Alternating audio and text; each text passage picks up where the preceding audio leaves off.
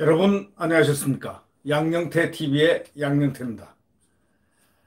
구독 버튼과 엄지를 눌러주시면 감사하겠습니다. 오늘은 9월 4일 금요일입니다.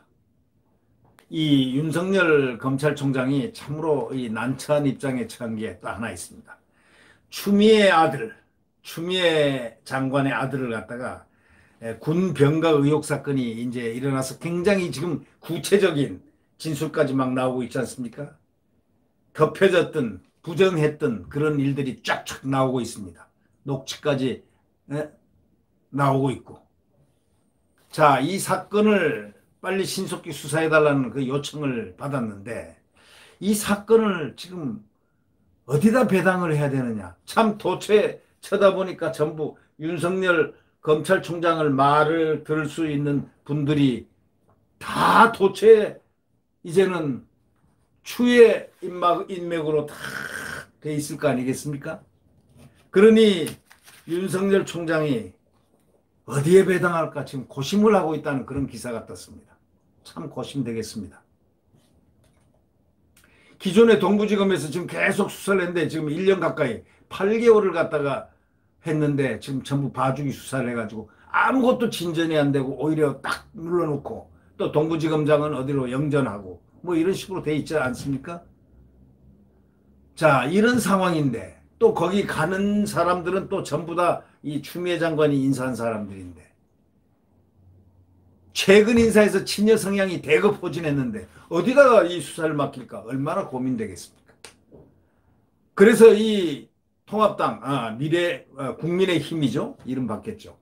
이 국민의힘 그쪽에서는 그 당에서는 특검해라 하고 지금 요구를 하고 있는 거죠.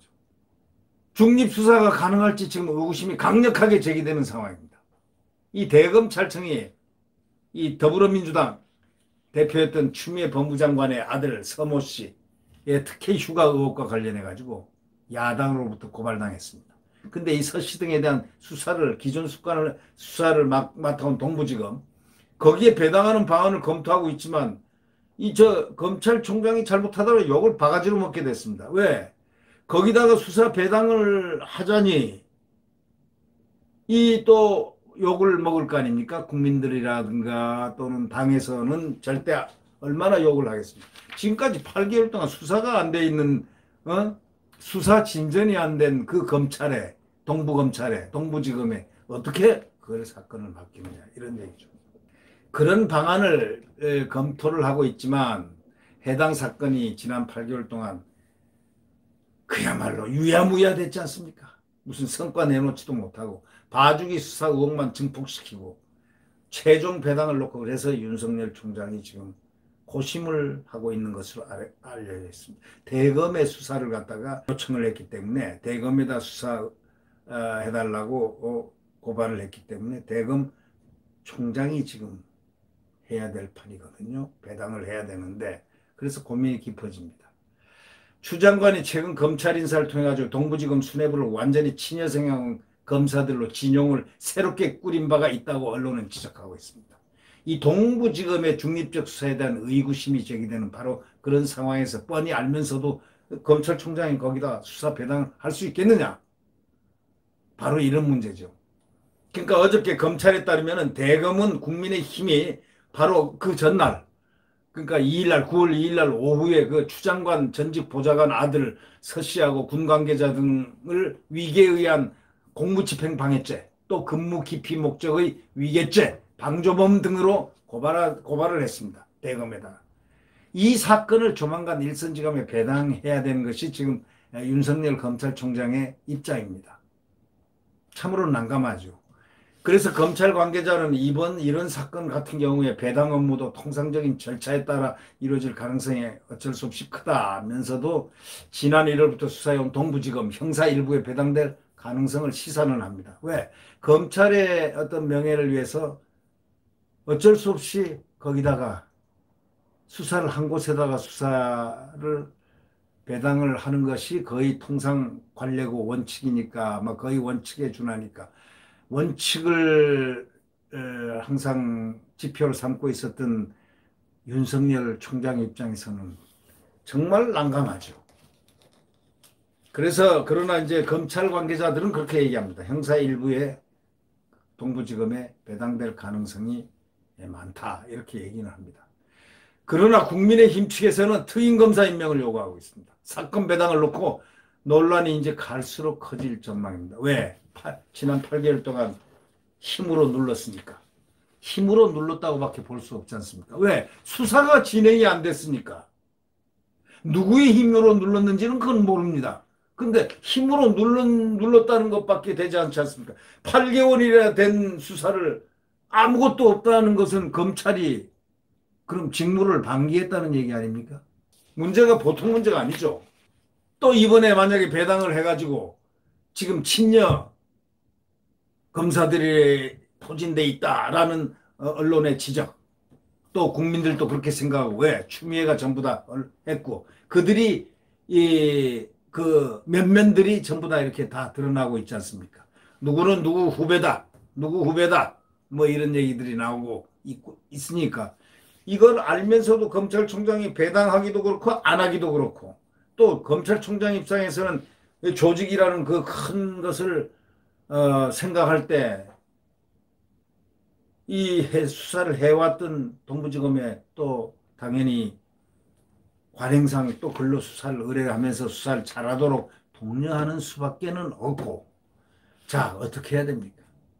특임검사 임명 필요성이 이 추장관 보좌관이 군부대 장교에게 추장관 아들의 병가 요청을 연장을 해달라고 요청한 그런 정황이 담긴 그 A-Day라고 항상 나오죠. A-Day 녹취가 TV라든가 모든 데 다 신원식 장군에 의해서 전부 신원식 의원에 의해서 다 실질적으로 녹취한 그 목소리까지 전부 다 나왔습니다. 자, 이제 이렇게 되니까 상황이 급변했죠.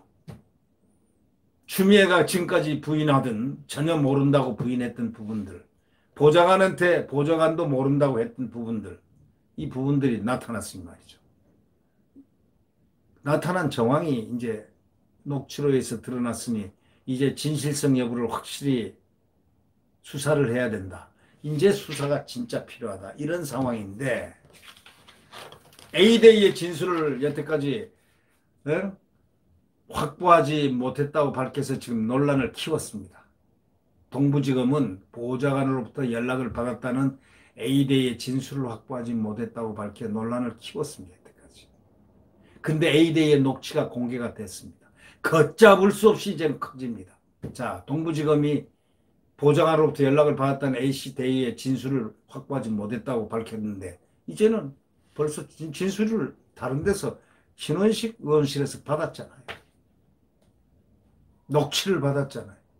야당이 주장한 특임검사 임명에 대해서 검찰 안팎에서는 의견이 엇갈리는 부분도 있습니다. 한 전직 부장검사는 이렇게 얘기합니다. 특임검사는 검사의 비리 혐의가 있을 때 가능한데 반면에 검사 출신 한 변호사는 검찰이 수사를 장기간 끌어오는 등 은폐, 비호 의혹이 있어가지고 특임검사를 검토할 필요가 있다. 이렇게 지금 법조계에서도 두 가지 의견이 대립하고 있습니다. 법조계 일각에서는 이렇게 얘기합니다. 최근 바뀐 동부지검 간부들의 성향도 주목해야 한다고 지적하고 있습니다. 최근에 다 바뀌었지 않습니까? 추 장관은 지난달 이른바 검언유착 사건과 관련해서 대검은 수사에 관여하지 말라. 이렇게 한 추 장관 수사 지휘권 발동을 사수하겠다면서 검찰 수사심의위원회가 요청한 대검 의견서 제출을 거부한 김관정 바로 대검 형사부장이 동부지검장으로 이동했습니다. 완전히 추미애 사단이라고 할 수가 있을까요? 또한 후속 인사에서는 친여 성향의 이성윤 서울중앙지검장과 동향인 검사들이 추 장관 아들 사건을 담당하는 동부지검 차장과 형사 1부장이 임명됐다는 것입니다. 검찰 안팎에서는 동부지검 형사 1부장은 이성윤 지검장의 고교 후배라고까지 합니다. 자, 이거를 알고서 검찰총장이 고민이 깊어질 수밖에 없지 않겠습니까? 이성윤이 누굽니까? 이성윤이 막강한 실세로 알려졌지 않습니까? 이제 어저께 언론 보도에 의하면 이성윤은 대면 보고도 안 한다고 하지 않습니까? 검찰총장하고. 왜 검찰총장이 대면 보고를 안 받겠습니까? 안 하기로 했겠습니까? 너무나 막강하니까 안 했든지 아니면은 대면 필요성이 없다고 왜? 지시한 것도 듣지 않는 밑에 그 지검장한테 대면 보고를 받아가지고 무슨 필요가 합니까? 예를 들면 기소하라고 여러 번 세 번인가 두 번인가 얘기를 했어도 안 하고 지금 이성윤 지검장은 막강 제1이라고 소문이 나 있습니다. 검찰 안팎에서는 동부지검 형사 1부장이 바로 이성윤 지검장 후배다 이거예요. 추 장관의 아들 사건을 맡은 동부지검 인사에 공을 많이 들이는 것 같다는 그런 소위 그 법조계 이야기들이 지금 흘러나오고 있습니다. 자, 이런 상황에서 윤석열 검찰총장이 추미애의 아들 군 병가 의혹 사건을 어디에다 배정할까요? 정말 고심하고 있습니다.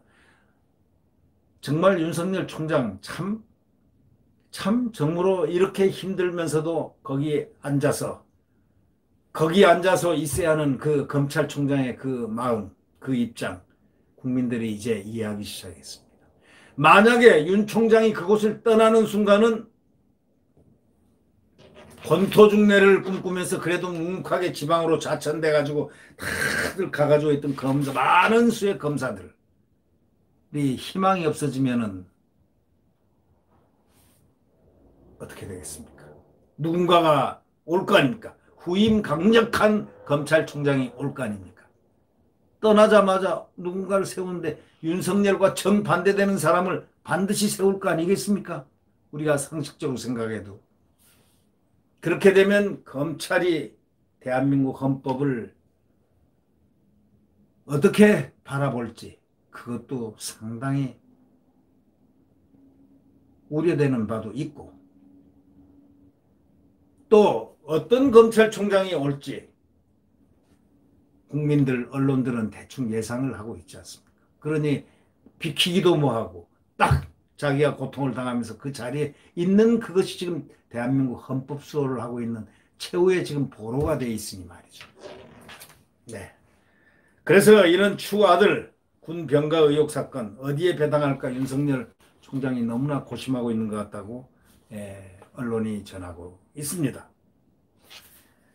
내일 태양은 다시 떠오릅니다. 지금 가장 추운 새벽 5시, 4시 새벽입니다. 그 엄동설한의 그 추위, 살을 에이는 듯한 그 아픈 삭풍의 추위, 살갗을 온 몸을 아프게 만들어도 그러나 몇 시간 후면 도도히 태양은 떠오릅니다. 대한민국 자유민주주의 대한민국 헌법은 이렇게 떠오릅니다. 대한민국을 비춰집니다. 국민들 모두는 태양, 타오르는 태양, 떠오르는 태양, 타오르는 태양 그 두 가지의 희망을 갖고 있습니다. 언젠가 검언유착 사건으로 정말 억울하게 지금 수사를 받고 있는 한동훈 검사장이라는 그분이 한 말이 생각이 납니다. 7월 20일인가요? 그날 얘기했는데 7월 20일은 광풍이 부는 대한민국이다. 광풍이 불고 있다. 미친 바람이 거세게 불고 있다고 했습니다. 그 말을 생각하면서 저는 곰곰이 생각을 한 게 있습니다. 광풍도 지나가고야 만다. 반드시 지나가고야 만다. 지금 태풍이 안 지나간 태풍이 있습니까? 광풍이 안 지나간 광풍이 있습니까? 열심히 주워 삼키려고 해도 주워 삼켜지지 않는 그 무엇, 그것은 국민의 마음입니다. 국민의 마음은 민초의 마음은 곧 하늘입니다. 민심은 곧 하늘이고 하늘이 곧 민심입니다. 네. 구독 버튼과 엄지를 누르시면 고맙겠습니다. 안녕히 계십시오.